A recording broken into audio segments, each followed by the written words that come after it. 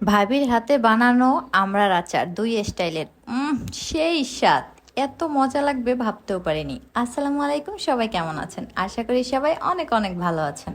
তো আপনাদের ভাইয়া বাড়ি থেকে আমি আমড়ার কথা বলেছিলাম, অনেকগুলো আমড়া নিয়ে আসছে। তো ভাবি বলল আসো ভর্তা বানিয়ে খাই। তো আমার ভাবির নিউ স্টাইলের আমড়া ভর্তা এর আগে আমি কখনো খাইনি। মানে সে চোচা যেটাকে বলে ওটা ফেলবে না, ওটা শুদ্ধই মানে কুচিয়ে তারপরে ভর্তা বানাবে। তো সে দেখেন কি সুন্দর করে কুচাইতেছে। আর এদিকে সরিষা ভালোভাবে ধুয়ে পরিষ্কার করে রেখেছে, কাঁচামরিচ, লবণ এবং তেঁতুল, তো এগুলো দিয়ে তারপরে মাখিয়ে ভর্তা বানাবে। তো এদিকে কুচিয়ে কুচিয়ে আমাকে আমরার বিচি দিচ্ছিল আর আমি খাইতেছি আর সবাইকে দেখাইতেছিলাম। আর ভাবি তো এদিকে সবকিছু বেটে বেটে নিচ্ছিল। আর এটা বেটে একবারে নিফিস করে নিবে, কারণ একটা মশলার মতো তৈরি করবে। তো এদিকে আমি তো আর তর্স হইতে পারতেছিলাম না, আমার খুব বেশি জিভে পানি চলে আসতেছিল। দেখেন কুচানো কিন্তু হয়ে গেছে। এখানে 7-8টা আমরা কুচিয়ে নিয়েছি।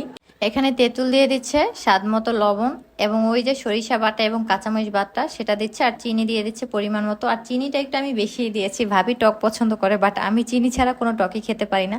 ভাবি বলতেছে এত চিনি দিলে কি টক লাগবে? টক খেলে তো টক টকই লাগতে হবে। আমি বলছি না, চিনি ছাড়া হবে না। তো ভাবি এখানে ভালোভাবে মেখে নিচ্ছিল। মাখার সময় জাস্ট আমার অবস্থা যে কি হয়েছিল দেখেন। আমি তো ট্রাই করতেছিলাম যে কেমন লাগতেছিল, অনেক মজা লাগতেছিল। আর এরকম স্টাইলে ফার্স্ট টাইম এরকম চোচা শুদ্ধ আমরা ভর্তা খেয়েছি। আমার ভাইয়ের ছেলের অবস্থা কি দেখেন। তো আজকে দুই স্টাইলের আমরা ভর্তায় আমরা খাবো।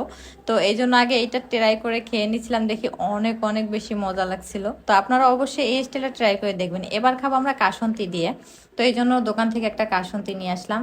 আইনা ভাবি তো সুন্দর করে কাইটা রাখছে, আর আমি তো এদিকে দেখতেছি আর খাইতেছি আর ভিডিও করতেছি যে আপনাদের সাথে শেয়ার করব। আপনারাও এরকম বাসায় ট্রাই করে দেখবেন, অনেক ভালো লাগে। আর কয়েকদিন ধরে তো প্রচুর গরম পড়তেছে, আর এই গরমের মধ্যে এরকম টক আসলে কিছু খেলে অনেক বেশি ভালো লাগে। আপনারা যারা বাসায় থাকেন কিংবা বাজারেও এরকম অনেক কিনতে পাওয়া যায়, অবশ্যই এরকম ট্রাই করে খাবেন, অনেক বেশি ভালো লাগবে। সব থেকে বেশি ভালো লাগছিল কাসুন্দি দিয়ে এই আমরা মাখানোটা, খুব বেশি ভালো লাগতেছিল।